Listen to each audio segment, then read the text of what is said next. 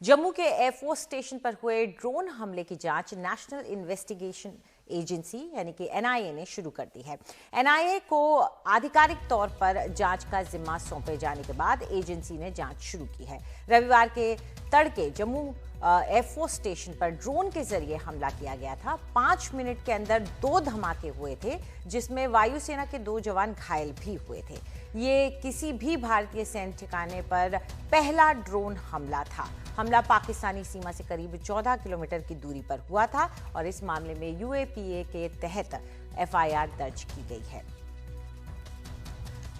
और ज्यादा जानकारी के लिए आइए सीधा रुख करते हैं हमारी वरिष्ठ सहयोगी नीता शर्मा का। नीता, एनआईए ने इन्वेस्टिगेशन शुरू कर दी है, लेकिन ये हमला भी बिल्कुल अलग रहा है। पहली बार ड्रोन का इस्तेमाल, तो कितनी बड़ी चुनौती होगी एनआईए के लिए ये जांच?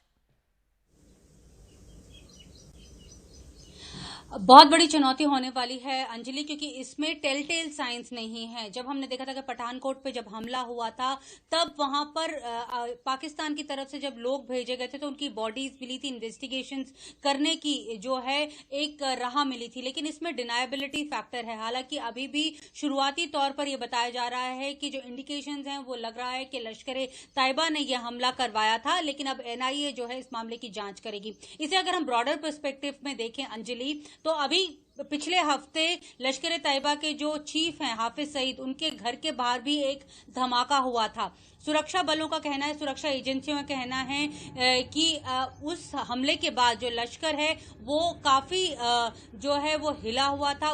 वो भी एक अपना जो है वो कुछ कैरी ऑन फॉरवर्ड करना चाहता था, जिसके कारण हो सकता है कि ये हमला को अंजाम दिया गया हो। अभी हमने ये देखा कि जो ड्रोन से ये हमला किया गया, उसके बाद हमने देखा कालूचक जो आर्मी स्टैब्लिशमेंट्स हैं वहां पर भी ड्रोन्स जो हैं वो देखे गए। जब वहां के आर्मी के सेनेटरी ने उसको अटैक करने की कोशिश की तो ये जो ड्रोन्स है फ्लाई बैक कर गए। तो ये अब पूरा का पूरा जो पैराडाइम है, जो सिक्योरिटी सिनेरियो है, ना सिर्फ घाटी में बल्कि पूरे जो जितने भी हमारे हाई टारगेट इंस्टॉलेशंस हैं उसे लेकर एक शिफ्ट हमें देखने को मिल रहा है। क्योंकि अब जो है एक ड्रोन से अगर हमला करवाया जा रहा है तो एक डिनायबिलिटी फैक्टर रहेगा पाकिस्तान के पास कि उनके लोग जो हैं वो इसमें शामिल नहीं है। तो इस करके भी जो चर्चाएं हैं, जो सलाह मशवरा है वो एजेंसीज में चल रहा है। लेकिन ये जहां तक ये जम्मू के एयरबेस पे अटैक का जो सिलसिला है उसकी जांच अब एनआईए को दे दी गई है। एनआईए की टीम फोरेंसिकली